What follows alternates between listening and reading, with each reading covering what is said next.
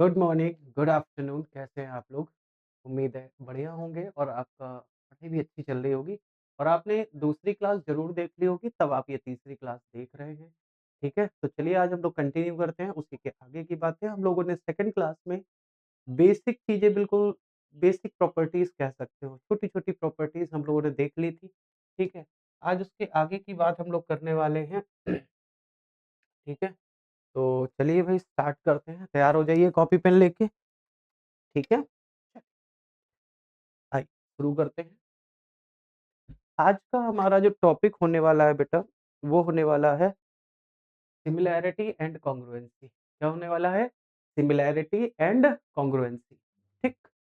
अब क्या है, कैसे होती हैं चीज़ें, बहुत इम्पोर्टेंट है, क्योंकि इस सिमिलैरिटी और कॉन्ग्रुएंसी से आगे हम लोग बहुत सारी चीज़ें प्रूव करते हैं, ठीक है? उसी से और बहुत सारे थ्योरम्स भी बनती हैं वहाँ से, ठीक है? थेल्स थ्योरम का नाम सुना होगा आपने, है ना? चलिए आइए शुरू करते हैं हम लोग उसी के आगे हेडिंग लगा लीजिए। आज का टॉपिक है हमारा सिमिलैरिटी एंड कॉन्ग्रुएंसी। हेडिंग लगा लेंगे similarity and congruency. Similarity and congruency Hindi में बोलते हैं बेटा समरूपता एवं सर्वांग समता। सर्वांग समता, ठीक है? क्वेश्चन दोनों जगह से पूछे जाते हैं, लेकिन सबसे ज़्यादा जो यूज़ होता है, वो यूज़ होता है किसका? सिमिलैरिटी का। किसका यूज़ होता है? सिमिलैरिटी का, ठीक है? प्रॉपर दिख रहा है भाई? प्रॉपर दिख रहा है आप लोगों को? 1 सेकंड।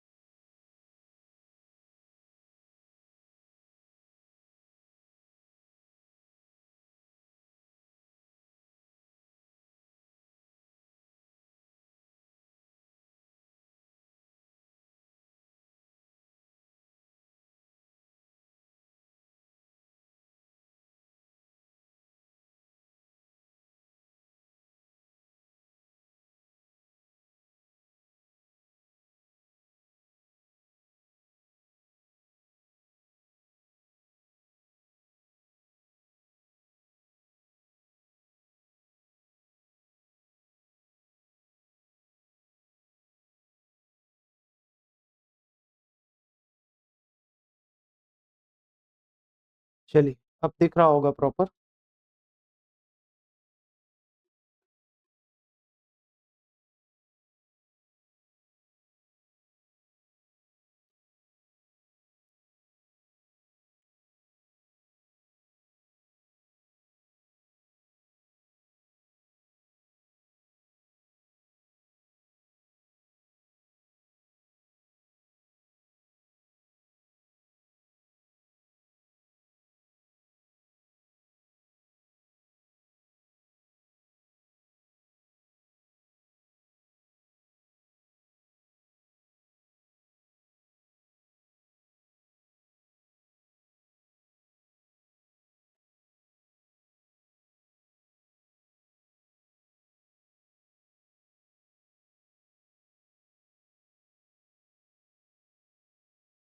मैं चाहूँगा थोड़ा-सा सेटिंग्स में प्रॉब्लम है।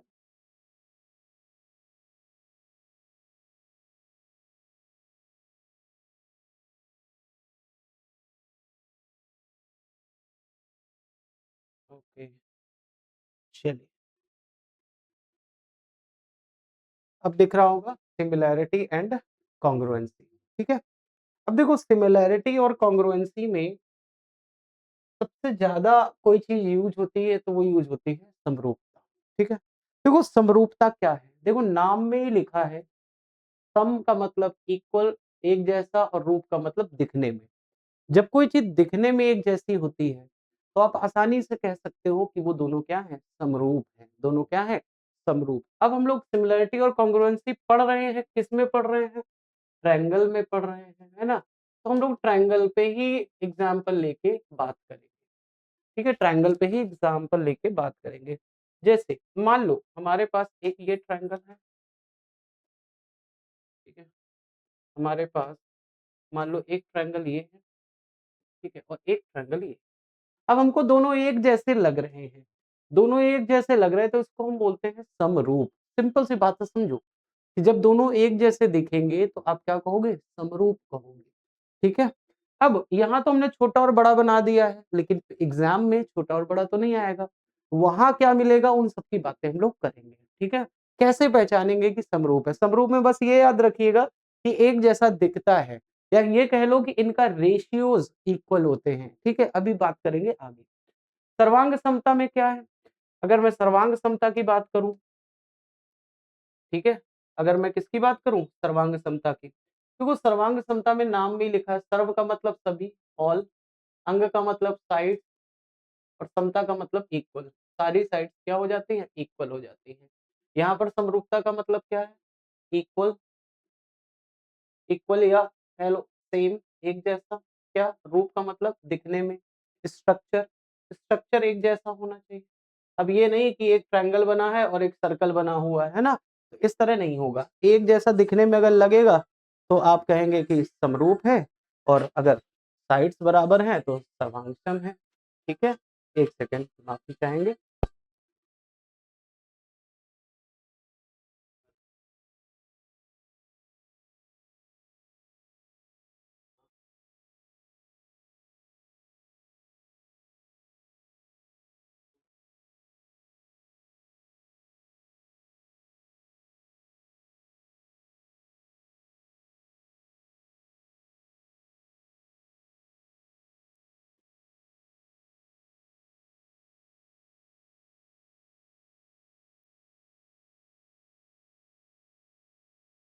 चलिए, तो ये चीज़ क्लियर हो गई। अब देखो ऐसे तो बात बनेगी नहीं कि दिखने में लग रहा है या ऐसा है, ठीक है? चलिए बात करते हैं एक्चुअल में क्या चीज़ें होती हैं। कैसे हम लोग जानेंगे कि कोई चीज़ समरूप है और कैसे जानेंगे कि सर्वांगसम है, ठीक है? तो चलिए बात करते हैं कंडीशंस की। कंडीशन, ठीक है? कंडीशंस क्या-क्या है? सबसे पहले हम लोग बात करने वाले हैं सिमिलैरिटी की, कि कैसे हम बताएँगे कि सिमिलैरिटी है, ठीक है? सबसे पहला नियम जो होता है उसको बोलते हैं डबल ए या ट्रिपल ए का रूल। अब डबल ए का मतलब एंगल एंगल, ठीक है? डबल ए का मतलब एंगल एंगल,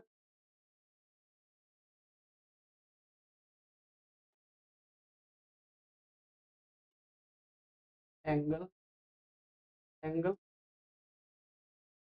और ट्रिपल ए का मतलब भी एंगल एंगल।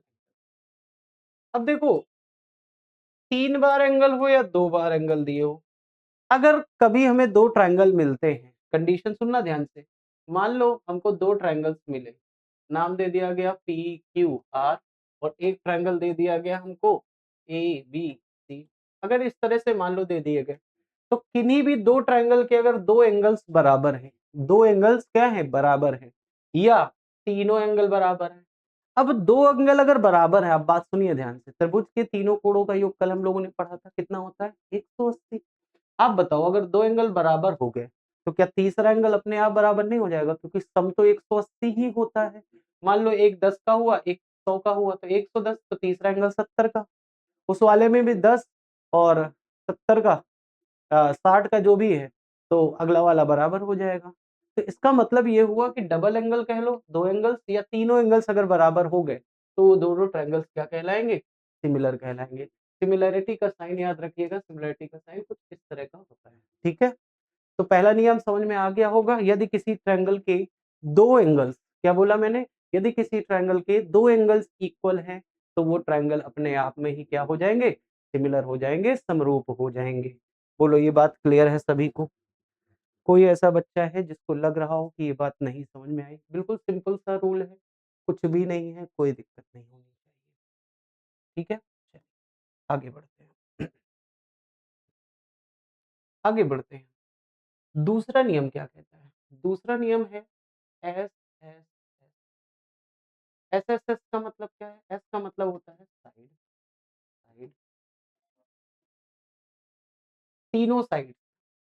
अब इस बात को समझो, यदि कोई भी 2 ट्रायंगल दिए हैं, ध्यान से सुनिएगा, यदि कोई भी 2 ट्रायंगल हमारे पास बने हुए हैं और इनके प्रत्येक साइड का, तीनों साइड का, ध्यान से सुनना 3 है, इनके तीनों साइड्स का रेशियो अगर बराबर है, क्या बराबर है? रेशियो अगर बराबर है, तो वो निश्चित रूप से क्या होंगे? सिमिलर होंगे। रेशियो बराबर होने का मतलब क्या है? कि मान लो ये 2 हो गया, ये 3 हो गया और ये 4, और ये कह दिया जाए 6, ये कह दिया जाए 9, ये कह दिया जाए 12। तो अब आप देखेंगे कि एक साइड 2 से 6 कितने गुना है? 3 गुना है। तो अनुपात है 1 अनुपात 3 का। अरे हाँ या ना? दूसरी साइड का भी रेशियो कितना है? 1 अनुपात 3 का। तीसरी साइड का भी रेशियो कितना है? 1 अनुपात 3 का। तो आप देख रहे हैं कि तीनों साइड्स 2 से काम नहीं चलेगा, मेरी बात ध्यान से सुनो। 2 नहीं, तीनों साइड्स का रेशियो अगर बराबर है, तीनों साइड्स का अगर रेशियो बराबर है, तो हम ये कह सकते हैं कि ये दोनों ट्रायंगल आपस में क्या हैं? सिमिलर हैं। दोनों ट्रायंगल आपस में सिमिलर हैं। पीछे वाले में आओ। 2 एंगल थे, तीन तीसरा अपने आप बराबर हो गया। इसलिए बोल रहे हैं कि तीनों एंगल होने चाहिए, मतलब 3 चीज़ें चाहिए ही चाहिए। या तो तीनों एंगल्स बराबर हों, तो सिमिलर हो जाएँगे, या फिर तीनों साइड्स का रेशियो, मैं क्या कह रहा हूँ? यहाँ पर रेशियो इक्वल हो। साइड्स इक्वल नहीं होनी चाहिए। क्या होने चाहिए? रेशियो इक्वल है। अगर तीनों साइड्स का रेशियो इक्वल है, तो फिर दोनों त्रिभुज क्या हो जाएँगे? समरूप हो जाएँगे। बोलो बात क्लियर है? बहुत आसान सी चीज़ है, देखो बहुत टफ नहीं है 3 ही बात, लेकिन 3 बातों में थोड़ा ध्यान रखना पड़ेगा हमको, ठीक है? तो उम्मीद है दूसरा कॉन्सेप्ट अभी मैं लिखना भी सिखाऊँगा, परेशान नहीं हो। चलिए तीसरी बात पे चलते हैं। तीसरा क्या है? तीसरा कॉन्सेप्ट, तीसरा कॉन्सेप्ट है बेटा एस-ए-एस। ऐसे देखो यहाँ 3 चीज़ें यहाँ भी हैं। यहाँ एस का मतलब है साइड, यहाँ ए का मतलब है एंगल और एस का मतलब, जब साइड देगा तो इनकी बात होगी रेशियो की, ये रेशियो इक्वल होगा, और एंगल में एंगल इक्वल होगा। ये चीज़ ध्यान देने वाली बात है। जब एंगल की बात आएगी तो एंगल इक्वल होगा, साइड की बात होगी तो साइड का रेशियो इक्वल होगा। मतलब कहने का, यदि हमारे पास 2 ट्रायंगल हैं, 2 ट्रायंगल हैं, ये मान लो 2 है, ये 4 है। ये मान लो उसने कहा 4 है और ये कहा 8 है। तो आप देख रहे हो कि 2 साइड्स का रेशियो बराबर होना चाहिए। तो 2 से 4, 4 से हर जगह 1-2, 1-2 का रेशियो है। अब ध्यान रखना, एंगल जो होना चाहिए इनके बीच का होना चाहिए। साइड साइड जो भी ले रहे हो, साइड और साइड जो भी ले रहे हो, एंगल इसके बीच का ही रखना है। अब ये मत कर देना कि ये साइड और ये साइड लिए तो एंगल ये वाला ले लिया, नहीं। जो साइड्स आपने 2 ली हैं उनके बीच का एंगल ही लेना है। जो 2 साइड्स आपने ली हैं उनके बीच का एंगल ही लेना है, और एंगल क्या होना चाहिए? इक्वल होना चाहिए। अगर ये 30 डिग्री का है, तो फिर ये एंगल भी कितने का होना चाहिए? 30 डिग्री का। अगर ऐसी कभी कंडीशंस मिलती है कि एंगल इक्वल हो और 2 अगल-बगल की साइड्स क्या होनी चाहिए? रेशियो बराबर होना चाहिए, साइड्स नहीं, रेशियो बराबर होना चाहिए। तो फिर दोनों त्रिभुज क्या हो जाएँगे? सिमिलर हो जाएँगे। अब कुछ बच्चों के दिमाग में आ रही होगी, ये तो भैया रेशियो बराबर है। अगर अगर कभी साइड्स बराबर हो जाएँ तो? देखो जब भी साइड्स बराबर हो जाएँगी, तो फिर वो कॉन्ग्रुएंसी की तरफ चला जाएगा, फिर वो सिमिलैरिटी की बात नहीं करेंगे हम वहाँ पर। और आगे चल के ये भी पता चलेगा कि जो चीज़ें कॉन्ग्रुएंट होती हैं, वो समरूप भी होती हैं, क्योंकि रेशियो तो बराबर ही होगा। मान लो ये 2 होता, ये भी 2 होता, तो 1 अनुपात 1, ये 4 होता, ये भी 4 होता, तो 1 अनुपात 1। तो साइड का रेशियो भी तो है। तो जो चीज़ कॉन्ग्रुएंट होती है वो समरूप भी होती है, ये आगे हम बताएँगे कॉन्ग्रुएंसी, पहले थोड़ा-सा बता देने दो।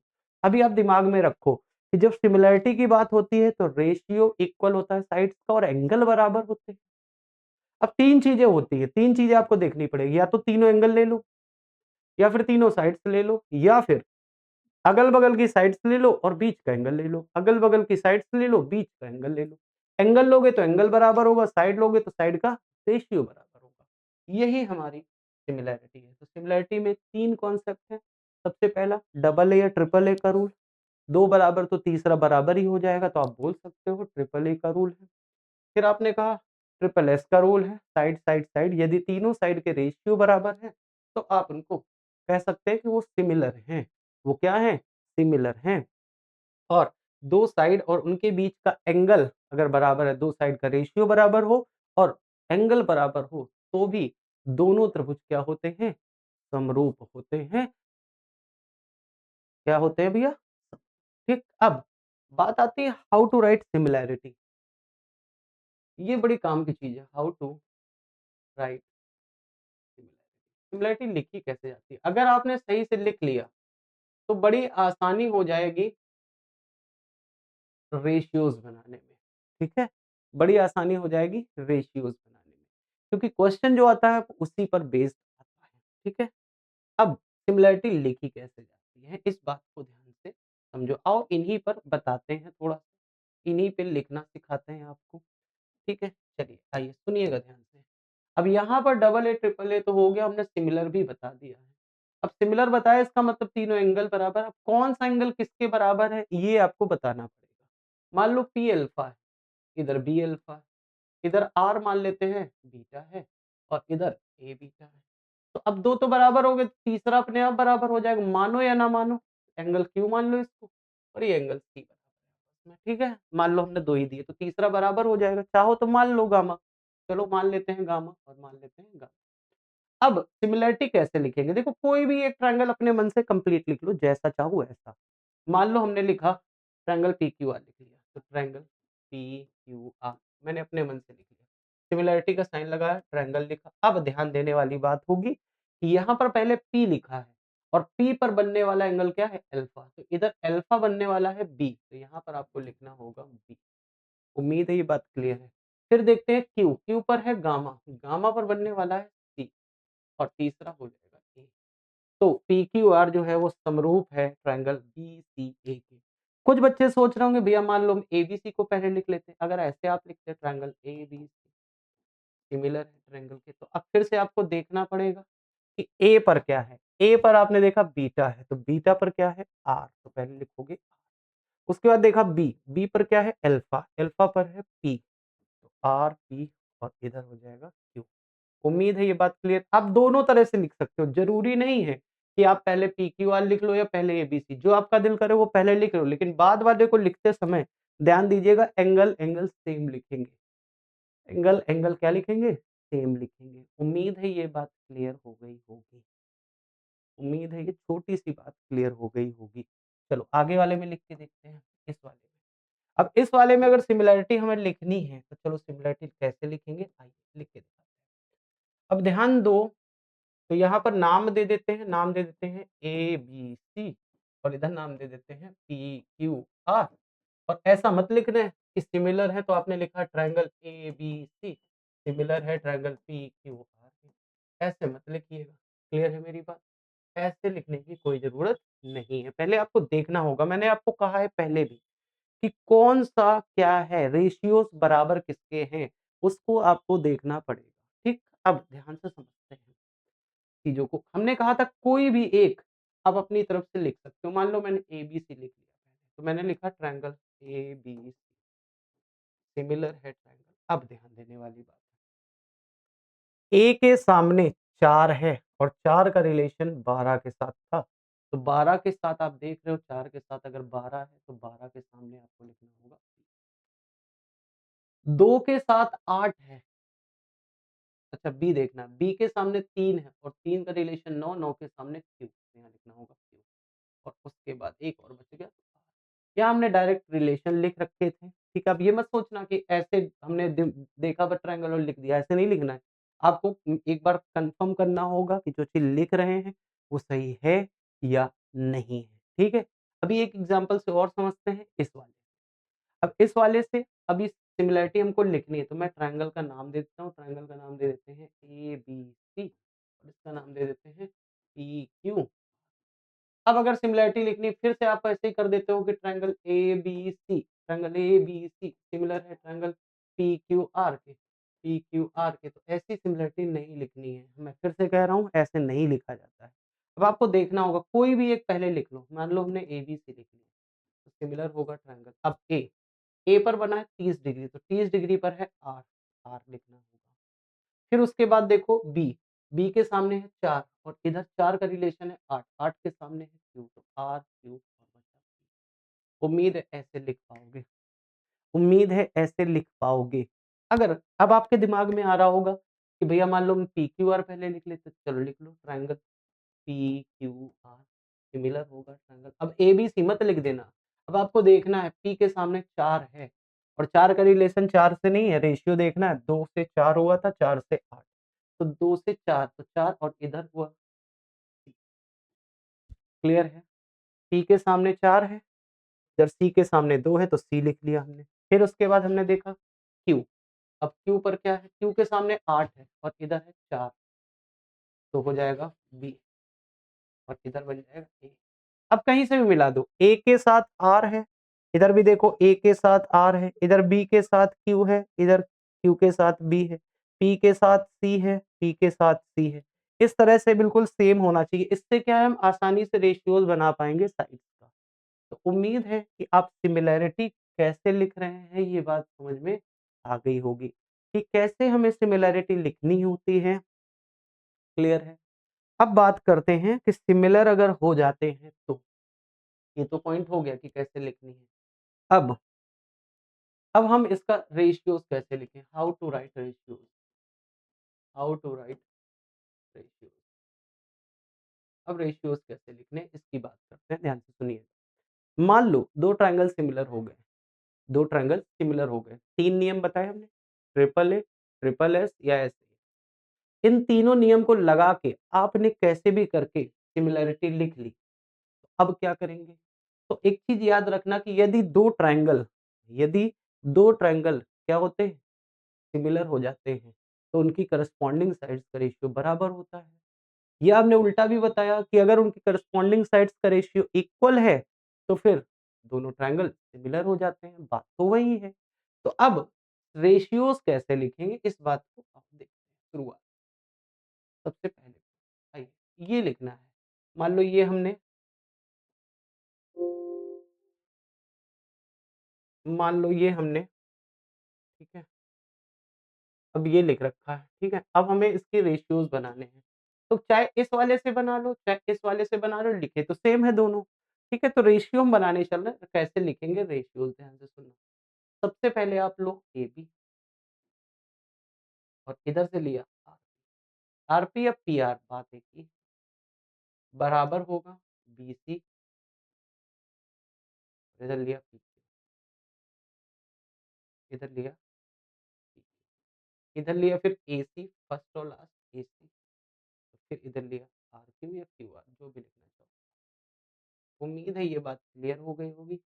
तीनों साइड्स का रेशियो अगर बराबर है तो फिर ये सिमिलर हैं। तीनों साइड्स का रेशियो आपने देख लिया बराबर है, फिर क्या हो गए? सिमिलर हो गए। उम्मीद है ये बात क्लियर हो गई होगी। बड़ी आसान सी बात है, इसमें कुछ भी डाउट नहीं होना चाहिए किसी भी बच्चे को। क्लियर है भाई? नोट करो जल्दी से। उम्मीद है ये बात आपको समझ में आ गई है। उम्मीद है ये बात समझ में आ गई है आपको।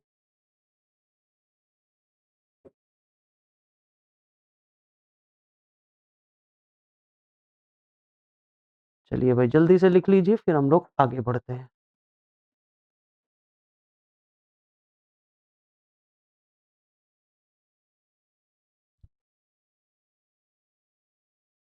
ठीक है भाई, यहाँ तक ओके है? चलिए, ये तो हो गया हमने कैसे रेशियो लिखे। दूसरा देखो, इसमें रेशियो मान लो हमको लिखना है, ठीक है? इसमें रेशियो लिखना है। अब इसका रेशियो फिर से कैसे लिखेंगे ध्यान से देखो, फिर से लिख के दिखा रहा हूँ।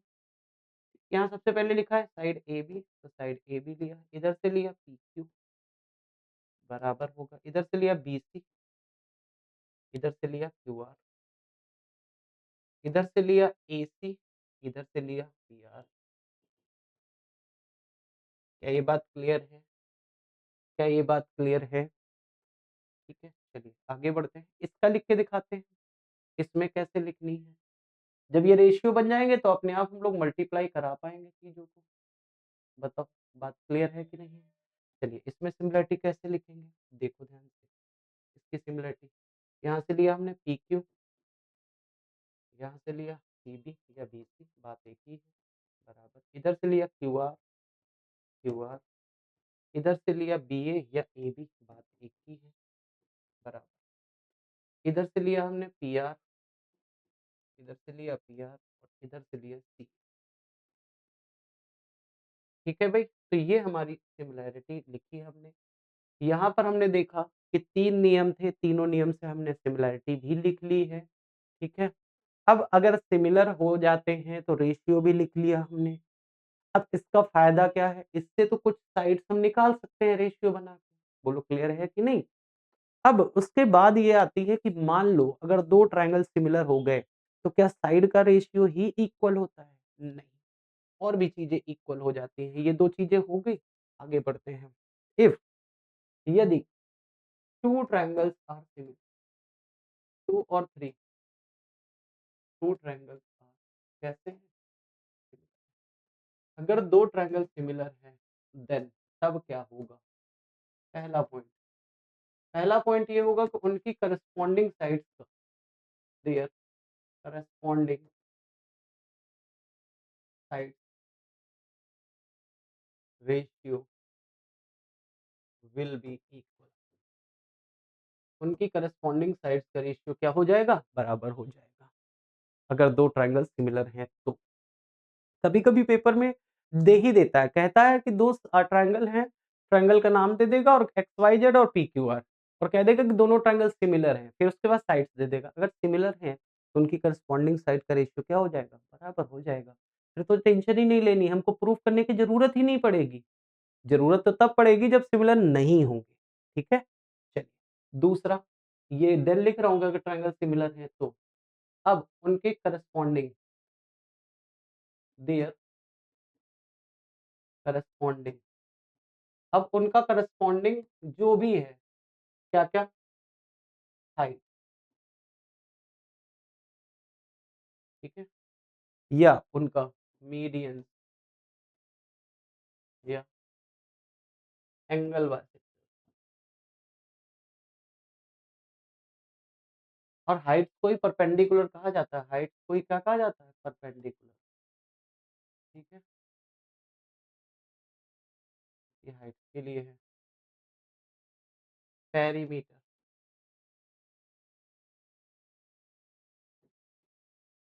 इन radii, circum radii,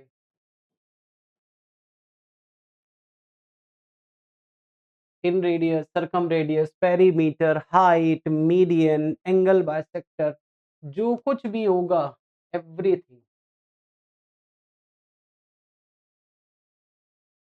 will be equal. किसके इक्वल होगा? अगर ट्रायंगल सिमिलर हो गए तो जो उनकी साइड का रेशियो होगा, जो उनकी साइड का रेशियो होगा, वही रेशियो उनकी हाइट्स का होगा, वही उनके मीडियंस का होगा, वही उनके एंगल बाइसेक्टर्स का होगा, वही उनके पेरीमीटर का परिमाप का होगा, वही उनके अंतःकेंद्र की त्रिज्याओं का होगा, वही इनके परिकेंद्र की त्रिज्याओं का होगा। जितनी भी करस्पॉन्डिंग चीज़ें बनेंगी, उन सब का रेशियो वही होगा जो उनके साइड। क्या ये बात क्लियर हुई? क्या ये बात क्लियर हुई सभी को? जल्दी बताइए। अब यहाँ पर अगर मैं एक ट्रायंगल के फॉर्म में ले लूँ, एक ट्रायंगल बना दूँ, यहाँ पर ध्यान से सुनना। ट्रायंगल ले लेते हैं ABC, ठीक है? और एक ट्रायंगल ले लेते हैं PQR, PQR और मैं कह दूँ सिमिलर हैं।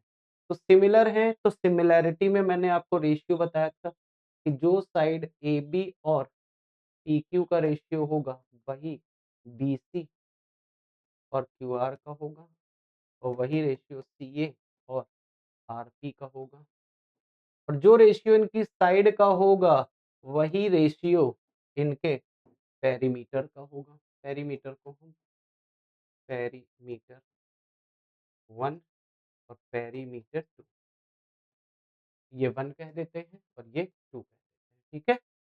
पेरीमीटर 2 वही उनके हाइट का होगा। इसकी हाइट h1 और इसकी हाइट h2। वही मीडियंस होगा, मीडियंस को M1 और M2 कह देते हैं। वही ratio angle bisector 1, angle bisector 2। वही उनके इन रेडियस का होगा स्मॉल r अपॉन में। वही उनके सर्कमरेडियाई का होगा, तो capital R1 capital equal to जो भी है, सब चीज़ें इक्वल हो जाएँगी, उनका साइड्स का रेशियो एवरीथिंग। अब आपसे अगर कोई कहता है कि सिमिलैरिटी की ज़रूरत ही क्या है? तो सिमिलैरिटी की ज़रूरत इसलिए पड़ रही है क्योंकि सब कुछ तो उनका रेशियो बराबर हो जाएगा। कल को मान लो कि 2 ट्रायंगल दे दिए गए और कहा गया कि वो सिमिलर हैं। कहा गया कि वो क्या हैं? सिमिलर हैं और कह दिया जाए कि उनके अंतःवृत्त की त्रिज्याएँ 3 और 4 हैं। तो अगर अंतःवृत्त की त्रिज्याओं का अनुपात 3:4 है, तो फिर वही साइड का रेशियो होगा, वही परिमाप का होगा।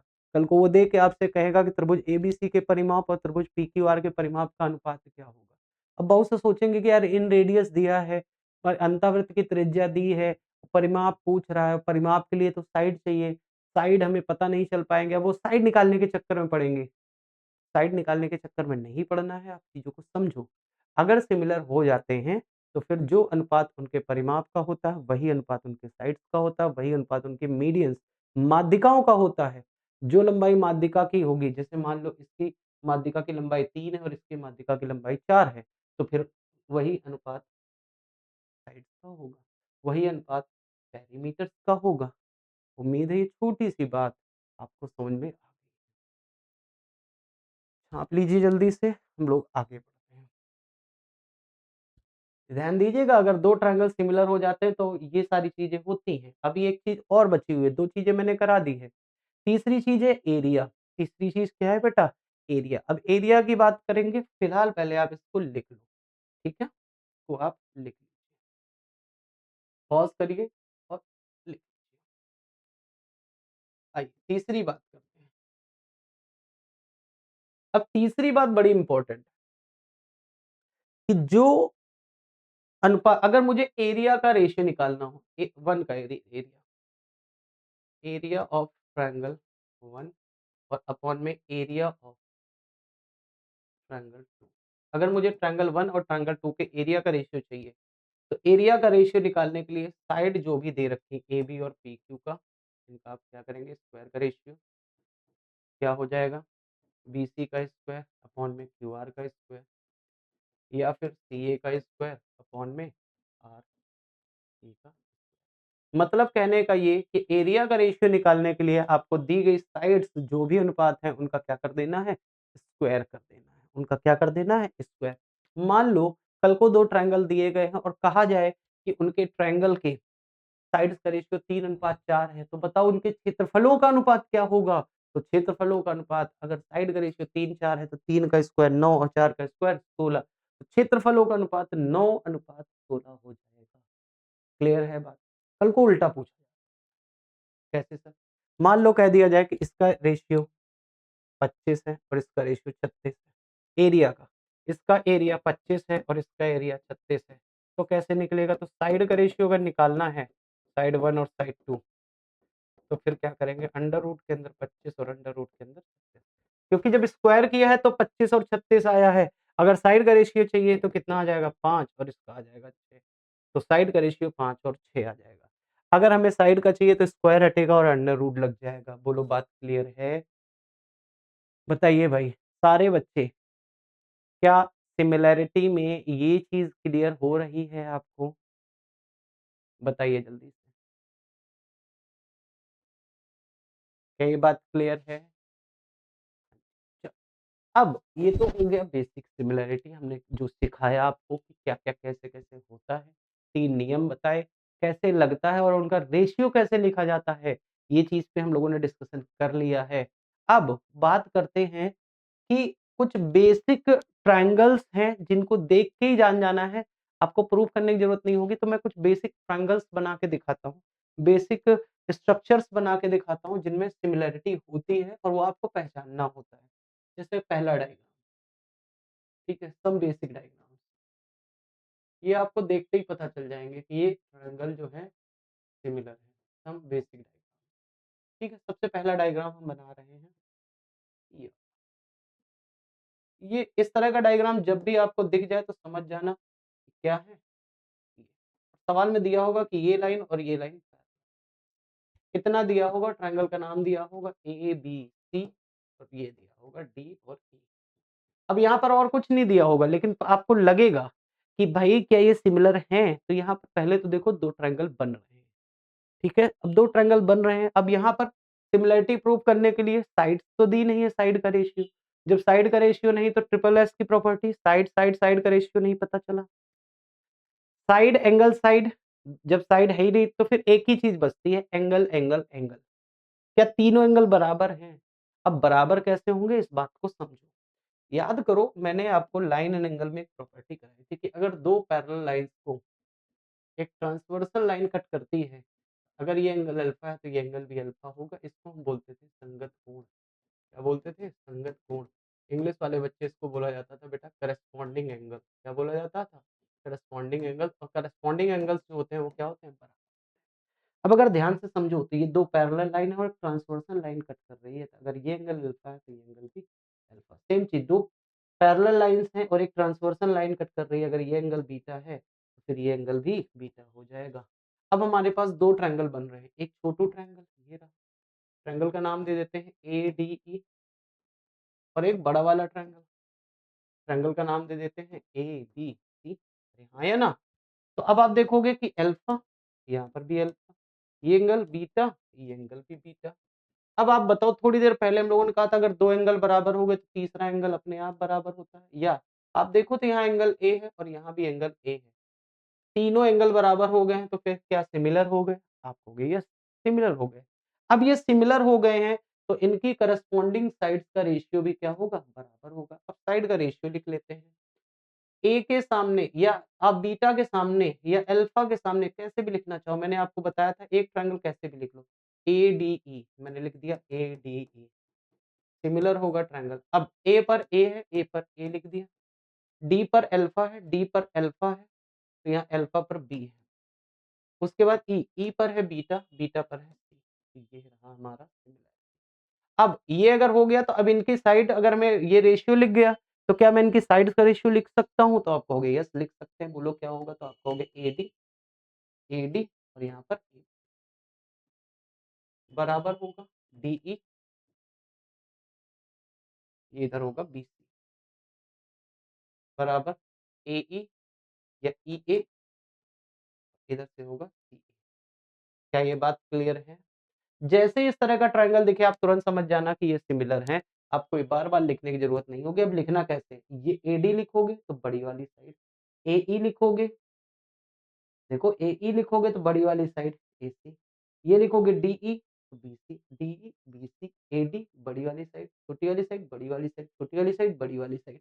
अब जब भी इस तरह का दिखेगा तो अब हम ये बार-बार नहीं बनाएँगे। अब हमें समझ में आ गया है। छोटी वाली साइड और बड़ी वाली साइड का रेशियो, छोटी वाली साइड और बड़ी वाली साइड का रेशियो, छोटी वाली साइड और बड़ी वाली साइड का रेशियो।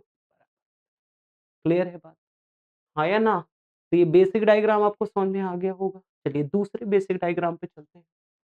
दूसरा बेसिक डायग्राम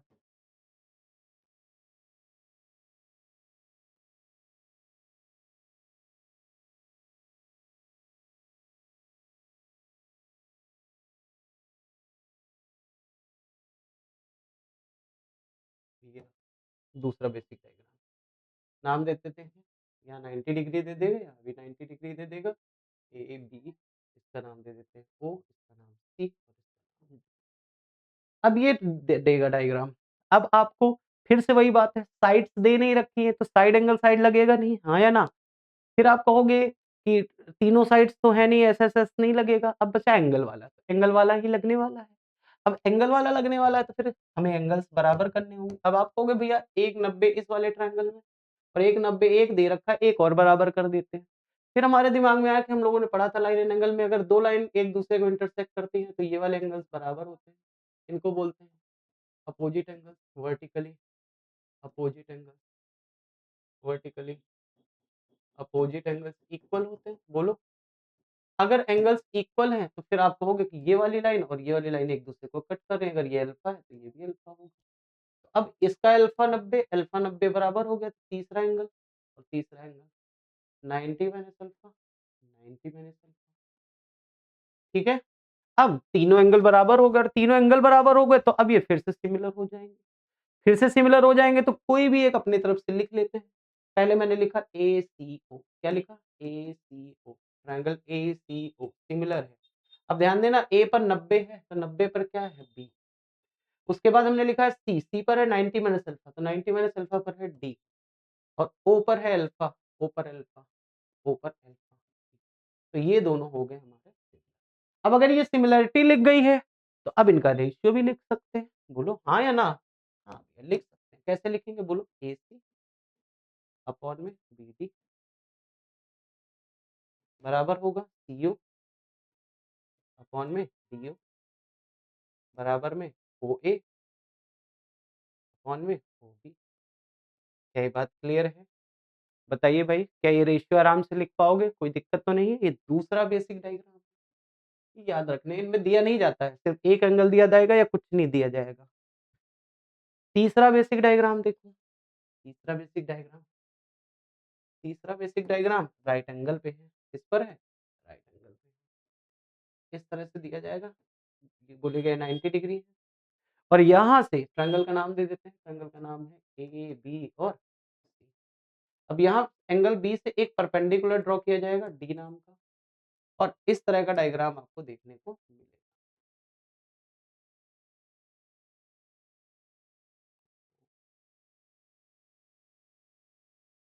ये रहा, हो जाए चलो ये रहा, ठीक है। इस तरह दिया जाएगा, फिर से कुछ नहीं दिया जाएगा, बस 90 इस वाले में दे दिया और 90 इस वाले में दे दिया। तो अब बात आएगी कि यहाँ ट्रायंगल कितने हैं, पहले ये देखो। यहाँ पर ट्रायंगल है 3। कितने ट्रायंगल हैं? 3। कौन-कौन से भैया? एक ये वाला और एक बड़ा वाला। कितने हो गए? 3। क्या तीनों आपस में सिमिलर हैं? चेक करना है। चलो चेक करते हैं। दिया कुछ नहीं है, सिर्फ 90 दिया है, ध्यान देना एक ही एंगल दिया है। अब आते हैं बड़े वाले में। सबसे पहले बड़ा वाला, तो मैं अलग-अलग तीनों बना देता हूँ ताकि आसानी रहे आपके लिए। सबसे पहले ये मैंने बड़ा सा बना, ठीक है? बी पर 90 डिग्री, ये ए है और ये सी। अब एक काम करते हैं, इस वाले में ये 90 है, इसको अल्फा मान लेते हैं, तो ये एंगल हो जाएगा 90 क्लियर है? अब यहाँ पर मैंने इसको अल्फा माना है, ध्यान देना, और ये एंगल 90 ठीक है? अब आते हैं इस वाले त्रिभुज में ABD में, मैं इसी तरह का बना देता हूँ। ए ये ये बी ये A, ये 90 है ए पर, ये वाला अल्फा। अब आप हमको बताओ ये अल्फा है, ये 90 तो ये कितना हो जाएगा? 90। अब आप देखोगे कि alpha 90, 90 minus alpha, alpha 90, 90 minus alpha, ये तो सिमिलर हो गया। अब नीचे वाला बना देते हैं। ये रहा बेस, ये रहा और ये रहा और ये 90 डिग्री, ये डी है और ये सी है और ये बी है। ये 90 है, ये 90 माइनस अल्फा है, तो ये 90 माइनस अल्फा, तो ये कितना आ जाएगा? अल्फा आ जाएगा। 90 alpha, 90 minus alpha, 90 alpha, 90 minus alpha, 90 तीनों बराबर है, तो तीनों आपस में क्या हो गए? सिमिलर। तीनों आपस में क्या हो गए? सिमिलर हो गए। अब तीनों अगर सिमिलर हो गए तो तीनों को लिख भी लेते हैं, तीनों का रेशियो। तीनों सिमिलर कैसे? पहले सिमिलैरिटी लिख लेते हैं। सिमिलैरिटी पहले वाले को कुछ भी लिख लो, मान लो हमने ए बी से लिख लिया, ट्रायंगल ए बी सिमिलर होगा ट्रायंगल। अब ए पर है अल्फा, अल्फा इस वाले को लिखते थे, अल्फा है ए। बी पर है 90 तो 90 है यहाँ पर डी, ये हो गया डी और उसके बाद बी सिमिलर हो गया। एंगल ए पर था अल्फा, तो सबसे पहले अल्फा है बी पर, तो हमने लिखा ट्रायंगल बी। उसके बाद है बी, बी पर है 90, 90 है डी, बी डी सी। इस तरह से आप सिमिलरिटी, उम्मीद है कि सिमिलैरिटी कैसे लिखी जाती है और कैसे हम लोग इसको करते हैं, आराम से समझ में आ गया होगा, ठीक है? अब इन पर बहुत सारे कुछ रेशियो बनेंगे और कुछ रिजल्ट्स बनेंगे। वो 4-5 जो रिजल्ट्स बनते हैं, वो रिजल्ट आज की क्लास में तो नहीं लिखा पाऊँगा। नेक्स्ट क्लास में हम लोग देखेंगे कि कैसे इनके रिजल्ट्स लिखते हैं, ठीक है? कैसे इनके रिजल्ट्स लिखते हैं। उम्मीद है ये बात क्लियर, और उसी दिन हम लोग शुरू करेंगे कॉन्ग्रुएंसी। उसी दिन क्या करेंगे? कॉन्ग्रुएंसी शुरू करेंगे। तो आज की बात क्लियर हो गई होगी, उम्मीद है सबको। अगर किसी को कोई दिक्कत है तो बताइए, मिलते हैं हम लोग नेक्स्ट क्लास में। तब तक मस्त रहिए।